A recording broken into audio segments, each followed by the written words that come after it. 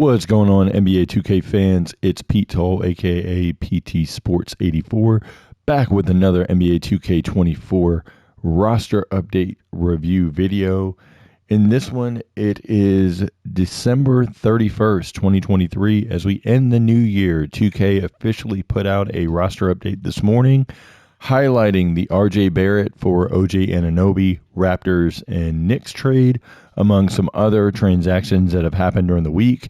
For those that don't know, 2K takes usually the week of Christmas holiday, and then the following week, usually they're a little bit limited with their staff, so updates come as they are needed. So with the bigger update of the trade happening yesterday, they kind of collectively put everything in all at once. So I'm going to review everything that's been updated in 2K over the past couple days. That was added in today's roster update. So let's jump right into it. This time I'm going to jump into the trade first. Going over to the Knicks.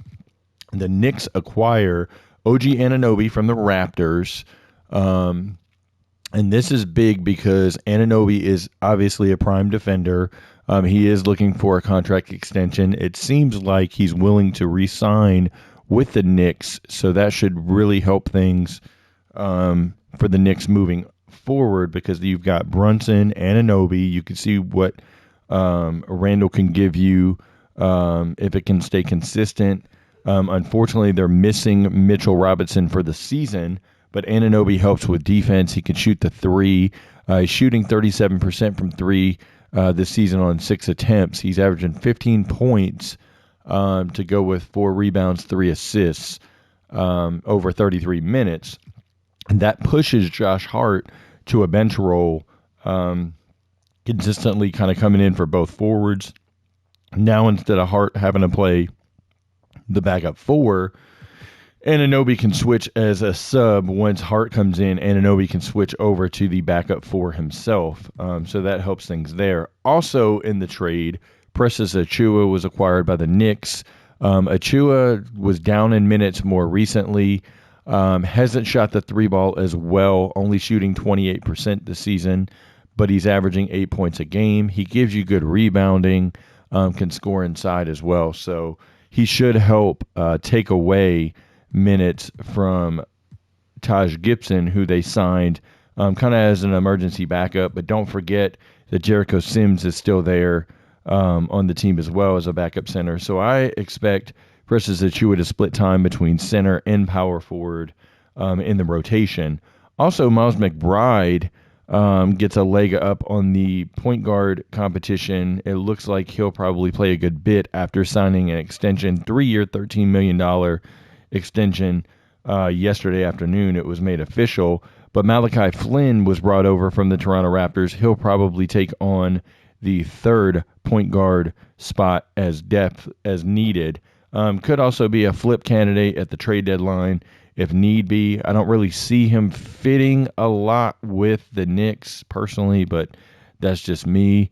Flynn had a good hot couple games for the Raptors earlier this season, but overall he's just been, a marginal point guard in the NBA, so don't expect a ton. To make the 3-for-2 trade that the Knicks made, they cut Daquan Jeffries. So obviously he's now in the free agent pool. But Dmitro Skapencev was added to 2K here. He was added on a 2-way contract. He's actually played in 2 games for the Knicks in very, very limited minutes. But he's played decently in the G League. He's more of a defensive big, doesn't score a ton. But they got him here. As you go into the edit player, you can see his appearance is editable. So all the cat makers out there can edit as they see fit. So that's it for the Knicks roster there. Let's go over to Toronto and look at their end of the trade. So obviously, Scotty Barnes was playing the point guard role previously. He now goes over to the small forward, or back to small forward. There, we'll see what happens with Pascal Siakam in the future as far as trades go. But the key here is RJ Barrett coming in. RJ Barrett is listed right here as a small forward, but that'll change once the ratings update comes. Usually they don't change positions until an official ratings update comes, so just stay patient. But Barrett gives you a guy that can score. He's not relied on to be the second guy on the team. He slots in really as the third guy again on the Raptors, kind of as he did on the Knicks. So it doesn't put a ton of pressure per se on him, but he's averaging 18 points a game, 4 rebounds, only shooting 33% from 3 and 42% from the field, which is not great.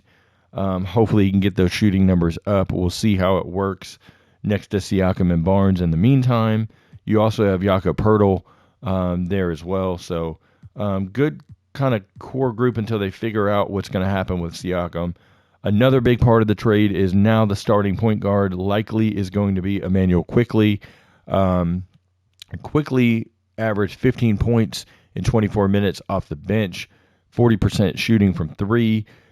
In the numbers that Quickley did start games, he averaged 23 points and 5 assists a game. So we'll see how he looks as a starting point guard, but that actually keeps Dennis Schroeder and Gary Trent Jr. as the backups off the bench. That gives you some scoring firepower to go with Chris Boucher off the bench. Probably Thad Young gets some minutes.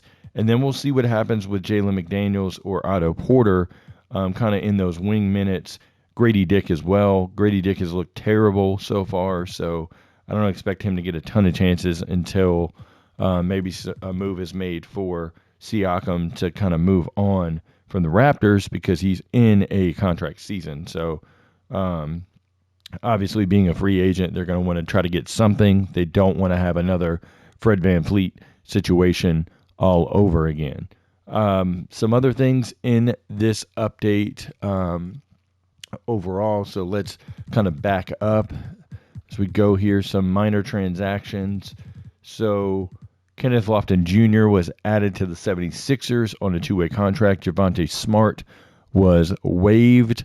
So Kenneth Lofton, he's been really doing well in the G League. With Delaware, he has just been on fire lately. So definitely think he can be a prospect that they keep long term. Moving on over to the Atlanta Hawks, another transaction. The Hawks got Vic Krejci on a 2-way contract. They waived Miles Norris. Miles Norris didn't play a ton. He did play for the Skyhawks. He's still actually with the Skyhawks, but Vic Krejci gives you another ball handler. Something cool that 2K did in this update, Vic Krejci was previously closed off from being editable in the appearance tab. The appearance tab was now opened for anybody that wanted to update him and then keep his portrait as well. So I thought that was pretty cool that they added that in. Some more transactions as we go through. The Dallas Mavericks waived Dexter Dennis from his 2-way contract, and they added point guard Brandon Williams, who's been really, really good for the Osceola Magic. Those that remember, Brandon Williams played for the Portland Trailblazers 2 seasons ago. He had previously been in 2K. You can also edit his appearance as well. He's going to definitely need it. He's a scorer. So definitely somebody that the Dallas Mavericks could use as a emergency point guard as they need minutes in case Kyrie's out or Luka's out or Seth Curry can't play. They have him available as well. So last but not least, in the update, Charles Bediako out of Alabama was waived from his 2-way contract with the San Antonio Spurs. He actually has a meniscus injury. And what's interesting for the Spurs is Charles Bassey is out for the season with his torn ACL. Then they have Bediako with the injury to the meniscus. So now they're really short on big men. Obviously, you got Sandro Mamukelashvili there as depth, but not a lot on the team outside of Wemby, who sits back-to-backs, Zach Collins, and then Mamukelashvili, who, plays sparingly. So looking at that as a whole, I'd expect them to go get a G Leaguer and bring him in on a 2-way contract that is a big man. So we'll see kind of what happens there. Last but not least, in the update, we have injury designations taken off for players. So Johnny Davis had his injury removed. You had Bradley Beal added in for injury taken off. So he's back healthy. You have Jalen Duren, injury removed as well. Alex Lynn for the Sacramento Kings. Jordan Clarkson is back healthy for the Jazz. You have Cody Martin for the Hornets. And then last but not least, the two healthy players in Rose and Kennard for the Grizzlies added in. So then you go over to players that should be injured. Isaiah Stewart is out for 10 to 14 days. You have Aaron Gordon out for a couple weeks. Gabe Vincent for the Lakers he has his injury. He's out 8 to 10 weeks with surgery. So we'll see what happens there. As far as the trade deadline goes with the Lakers, because that's going to be an interesting one. Gordon Hayward is also injured for 2 weeks, so we'll see if his injury eventually gets added. Same with DeAndre Hunter. And last but not least, Nikola Vucevic would need his injury added as well. So not sure if we're going to get a ratings update on Thursday the 4th, or they're going to wait until January 11th on that Thursday. I'll have to find out, but once I find out, I'll be able to let everyone know. But this has been the update for the official NBA 2K24 roster. If you like this video, make sure you hit that like button. Also, please, if you haven't already, subscribe to the channel. Hit that notification bell so you don't miss anything that comes up on the channel. Every time there's an official 2K24 roster update, I'm here to give you the analysis of it. Thank you, everybody, for your support. Hope everybody has had an amazing Christmas holiday and you have a happy New Year's as well. And I'll be back with another video sometime next week.